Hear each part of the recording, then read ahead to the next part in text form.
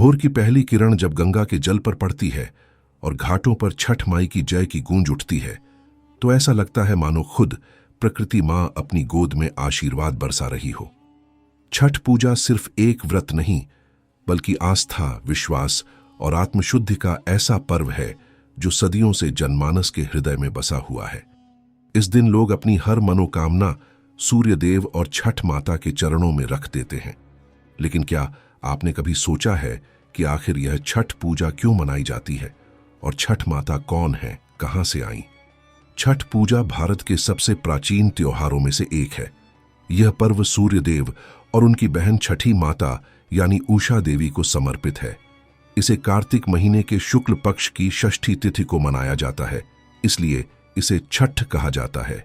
इस दिन व्रती 4 दिनों तक कठोर नियमों और शुद्धता के साथ व्रत रखते हैं, बिना भोजन और जल के, सिर्फ आस्था के सहारे। कहा जाता है कि छठ पूजा करने वाले व्यक्ति के मन में जितनी सच्चाई और भक्ति होती है, उतना ही बड़ा फल उन्हें मिलता है।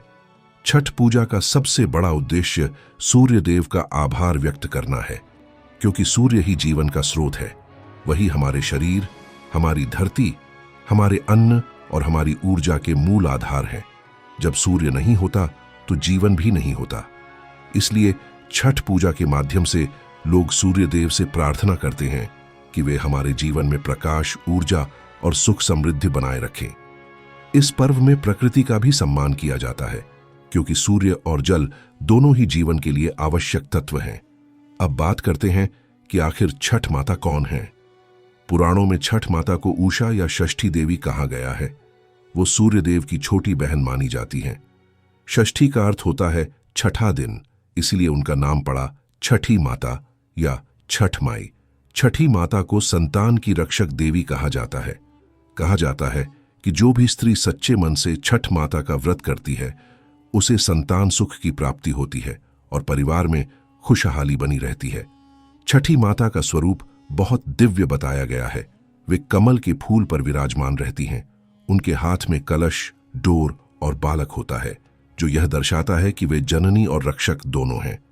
छठ माता की उत्पत्ति को लेकर कई पौराणिक कथाएं हैं। एक कथा के अनुसार जब सृष्टि का आरंभ हुआ तो ब्रह्मा जी ने यह आदेश दिया कि प्रत्येक बच्चे के जन्म के छठे दिन एक देवी उसकी रक्षा करेंगी। उसी दिन षष्ठी देवी का जन्म हुआ और उन्हें समस्त संतानों की रक्षक माना गया। इसलिए नवजात शिशु के जन्म के छठे दिन आज भी छठी पूजा का प्रचलन है। यही देवी बाद में लोक भाषा में छठ माता या छठी माई कहलाई। दूसरी कथा रामायण से जुड़ी है। कहा जाता है कि जब भगवान राम और माता सीता 14 वर्ष का वनवास पूरा कर अयोध्या लौटे, तब उन्होंने राज तिलक के बाद अपने परिवार की समृद्धि और संतान की दीर्घायु के लिए छठी माता का व्रत किया।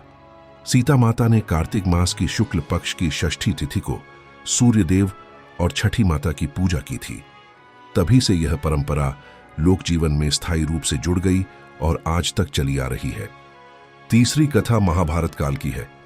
कहा जाता है कि कर्ण, जो सूर्य देव के पुत्र थे, प्रतिदिन नदी किनारे खड़े होकर सूर्य को अर्घ्य दिया करते थे। वे हमेशा सूर्य की उपासना करते और उनसे शक्ति प्राप्त करते थे।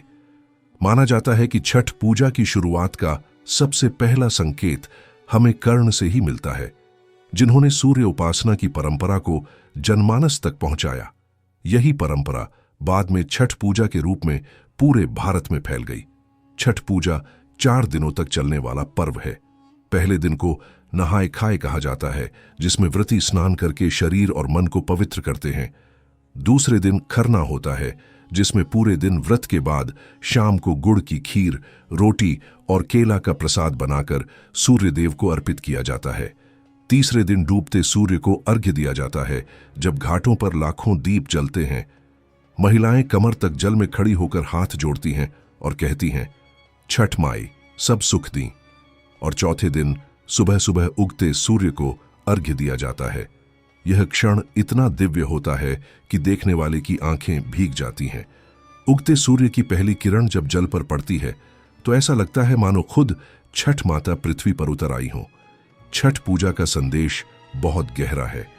यह हमें सिखाता है कि जब हम प्रकृति का आदर करते हैं तो जीवन में संतुलन और सुख अपने आप आता है।